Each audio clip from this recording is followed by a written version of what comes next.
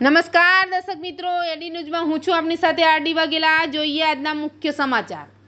અંકલેશ્વરના નોગામા અને જૂના કાસિયા ગામે ચોરી કરનાર સિકલી ગેંગના 3 સાગરીતો ઝડપાયા। અંકલેશ્વર તાલુકાના નોગામા અને જૂના કાસિયા ગામે બંધ મકાનને નિશાન બનાવી રૂપિયા 4 લાખના મત્તામાલની ચોરી કરી સિકલી ગેંગના 3 આરોપીઓને બી ડિવિઝન પોલીસે સબ જેલમાંથી કબજો મેળવી તપાસ શરૂ કરી છે। અંકલેશ્વર તાલુકાના જૂના કાસિયા ગામે તસ્કરો બંધ મકાન નિશાન બનાવી સોના ચાંદીના દાગીના સહિત રૂપિયા 1,91,000ના માલમત્તાની ચોરી કરી ફરાર થઈ ગયા હતા। આ અંગે બી ડિવિઝન પોલીસ મથકે ગુનો નોંધ્યો હતો અને પોલીસે તપાસ શરૂ કરી હતી। તે દરમિયાન ચોરીના ગુનામાં સિકલી ગેંગની સંડોવણી બહાર આવી હતી। શહેર ડિવિઝન પોલીસે ચોરીના અન્ય ગુનામાં સિકલી ગેંગના સાગરીતોને ઝડપી સબ જેલને હવાલે કર્યા હતા। ત્યારે બી ડિવિઝન પોલીસે સબ જેલમાંથી આરોપી મલખાન સિકલીગર, કરણસિંહ સિકલીગર અને અમૃત સિકલીગરનો કબજો મેળવ્યો હતો।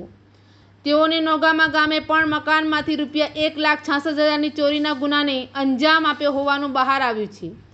ત્યારે બી ડિવિઝન પોલીસે ત્રણેય રીઢા ચોરને વધુ પૂછપરછ હાથ ધરી છે। એડી ન્યૂઝ સાથે રિપોર્ટર જયેશ પ્રજાપતિ, અંકલેશ્વર।